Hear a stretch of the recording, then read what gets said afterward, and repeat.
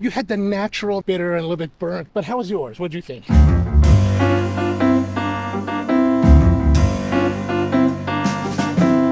I like to fancy myself as some sort of world traveler, bon vivant, and raconteur, who's sophisticated but approachable. We're heading back to the train, head over to Cafe Bechet. That's when I come across these moments that reveal I'm little more than some Charlatan Bumpkin who can't pronounce French words correctly. Pronounced Beshay after the early 20th century jazz saxophonist Sidney Bechet, this Kissaten opened in 1978 in a shop just around the corner from today's location. Back then, it was operated by Toshihiko Oikawa, who was both a devotee of jazz and the style of coffee making pioneered by Ichiro Sekiguchi of Ginza's Cafe del Hombre. While it started out as Cafe Bechet, Oikawa passed away in 1999 and Beshay became the Juichibo Coffee Shop when it moved from its original location on Yanagi-dori. Today you can find the shop on Nishi Ginza Street right by exit number 4 of the Tokyo Metro's Ginza Chome station. But since I'm coming from Kanda, where I was just having the Nori Sando at Cafe Ace, I hopped the JR Yamanote line train a couple of stops south to the Ryogoku station, which is just a short walk to Beshay. You know, despite it being cooler than like Manila, I think I prefer coming here more in the fall, spring, and winter time. In the summertime, you can only sweat so much. At least in the winter time when you sweat, you can like open up your jacket and let it cool down. It's probably worse, but you know, what can you do? I've been trying to remember, but I don't know how Beshay came on my radar. Typically, I'll make a list of coffee places I want to visit, but it didn't appear on my list until this year. I read as much as I can online and in books about Japanese Kissatens and coffee shops. I thought it might have come from Mary White or Time Out, but no. Jazz Kissas or Tomorking? I guess not. I think Beshay came to mind because of either this Metropolis article or a blog post by Janelle Patrick. Best coffee in the world? Guess I gotta find out. When you get there, it's a little set back from the street and you want to choose the path to the right. If you go left, you'll enter a seafood restaurant. You'll start to see echoes of Cafe del Hombre with the coffee roaster as you enter on your right.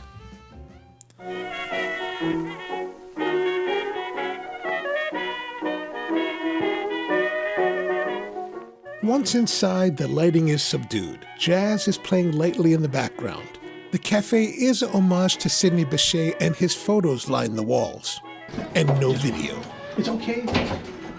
It's okay too. No. One thing about this place, there are rules. No video, no pictures, no loud talking. Preferably, don't talk at all. No groups. That's an odd one, because there are 5 tables with 4 seats. You can only have a group of 3 people, not 4. That's too much. What about the 4th seat, you ask? I think it's for your coats.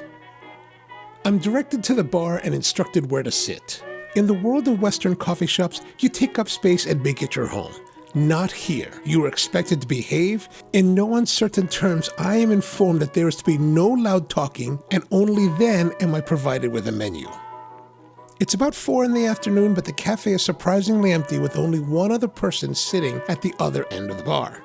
The bar itself is long and made of rich wood. It's really a pretty interior. Porcelain cups and a stereo line the back wall. Beshay is reputed for playing its music using vintage tube amps, which are known for unique tonal characteristics with different styles of music, giving the jazz a certain warmth that really isn't matched in modern solid-state electronics. I expected the jazz to be at the forefront of the experience. Instead, the music is surprisingly subdued. In fact, I can barely hear it.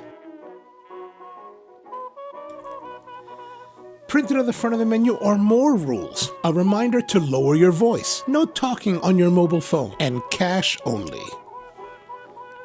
Today's menu features 8 teas, 9 coffee drinks, and 24 different coffees from blends to single origins to their age and what they call best of the best coffees. For their vintage coffee, they're offering an aged 2011 coffee from Vilcabamba in southern Ecuador for 1,200 yen. And while I'm interested in aged coffees, I decide to go with a coffee from their best of the best collection. A winey natural process Caturra from Alfredo Diaz and Finca Las Mercedes in the Dominican Republic. Pleasantly, the coffee is served in English-made Wedgwood bone china. Pretty. After a while, my dear friend Naoko arrives and she is promptly informed that talking is discouraged. She orders the City Roast Natural Processed San Bernardo from Oliver Cortez and his Finca El Triunfo in Huila, Colombia. As we taste our coffees and catch up on our exploits over the past 4 years since we last saw each other, we suppress our conspiratorial laughter under the harsh gaze of our barista before heading back out onto the city streets to discuss our coffees. So they have some stories. So one story is first time they started printing company. Like printing for... Yeah, Okay. yeah. They have 11 section. The other one is 11 is very good number for the Chinese. When Naoko finally arrived, they're like, what'd they tell you? Hello. She didn't want us to talk loud. So they be quiet, don't speak loud. What'd you think? You actually had the one that I was thinking about getting. You had the natural that was actually a city roast. I thought about getting that one, but then I decided to get the Dominican. It was a little bit more expensive, but in my translation, it didn't say the roast profile, so I figured that it was just going to be city, but it turned out to be a really more of a French roast. It was kind of bitter and a little bit burnt. But how was yours? What'd you think? It was good. Light taste. Like taste? Light taste. I liked it a lot, actually. You could taste the fruitiness. So nice. So that's Cafe Bechet. Check it out. I enjoyed it. Where are we going now? Ryogoku. For sumo. Yeah. Will you make a commentary on my